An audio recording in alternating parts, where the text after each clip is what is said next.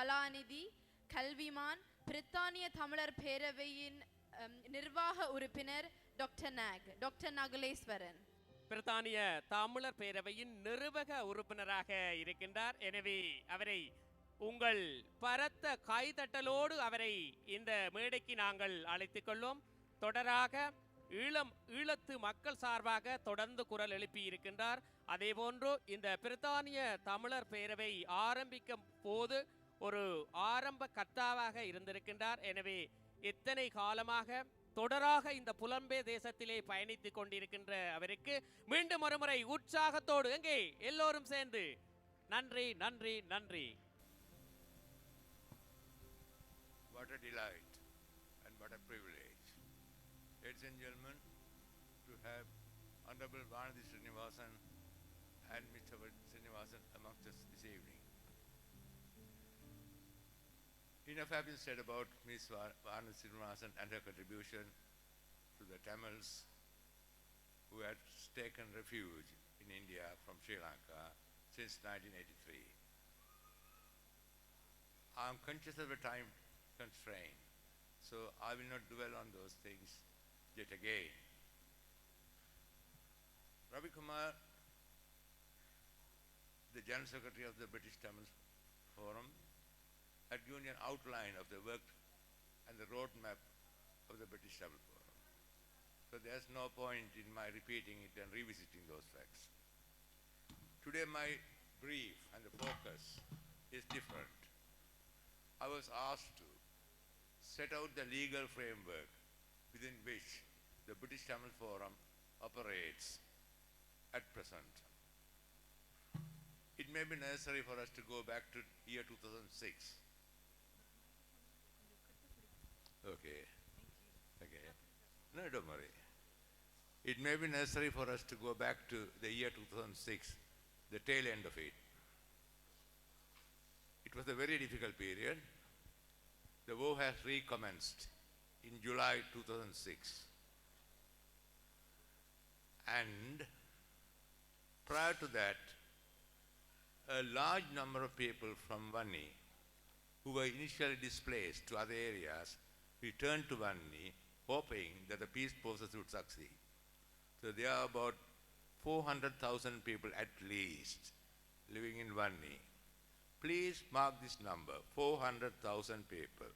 It's very important because that will help us to set out the legal framework against the perpetrators of human rights abuses, war crimes, atrocity crimes, and the acts of genocide.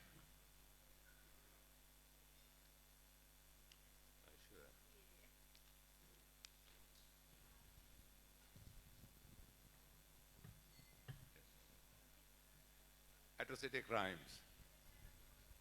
That number was hotly disputed by the Sri Lankan government. But according to the figures collected at the time, was 400,000 at the least.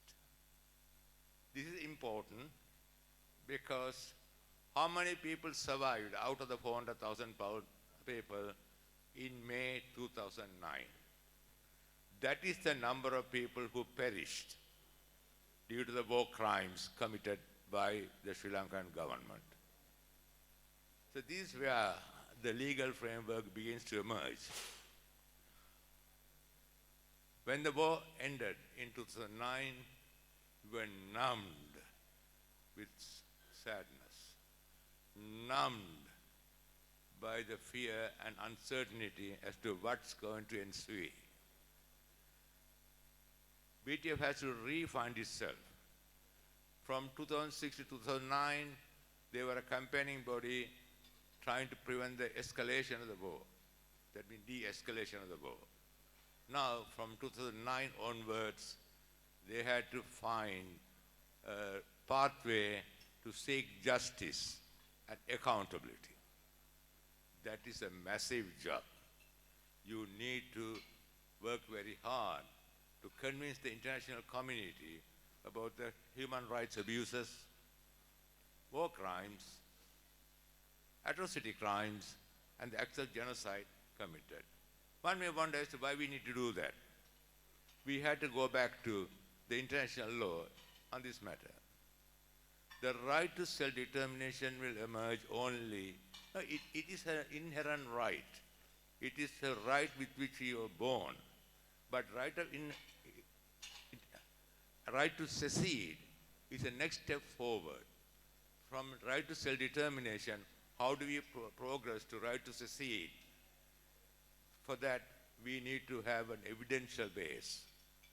That's exactly what the British Tamils Forum have been involved in for the last 16 years.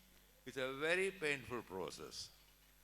So let's look back and see whether Sri Lanka can be held accountable for war crimes, human rights abuses, atrocity crimes, and acts of genocide. Enough had been said, because saber-rattling and emotional outcries will not help us. We must have sound evidence. That's what we have been looking for. The opening came when The Killing Field, a documentary, was telecast by the Channel 4 of the British media.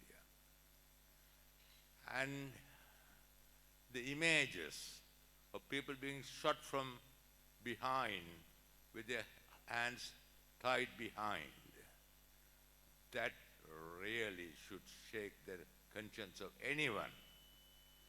And that one that really caught the imagination of everyone was a little child of around 10 years of old. At one moment, the child was eating a biscuit, very innocently eating a biscuit. The next moment, the child had three entry wounds, bullets through the chest. Child was dead. What's the age of the child? 10 years. Is he a terrorist? Was he a terrorist? No. That is where the war crimes begins. The war crime also was recorded by the killing of people who surrendered with the white flag at the advised by the United Nations, and they were killed. So a picture began to emerge, and everyone began to look hard at the acts of Sri Lankan government. It is very difficult to convince the international world to take action against a sovereign state. We need to work very, very hard, convince them step by step. Fortunately, UNHRC, the United Nations Human Rights Council, gave us a forum. Thanks to British Tamils Forum, they worked tirelessly over the last 15 and a half years to bring matters up. Resolution after resolutions have been passed. And the highlight today is that Sri Lanka Accountability Project, which has produced its interim report. Now the evidence is before us. It has to be indexed, catalogued under different headings, and now next phase is to what do we do with that evidence?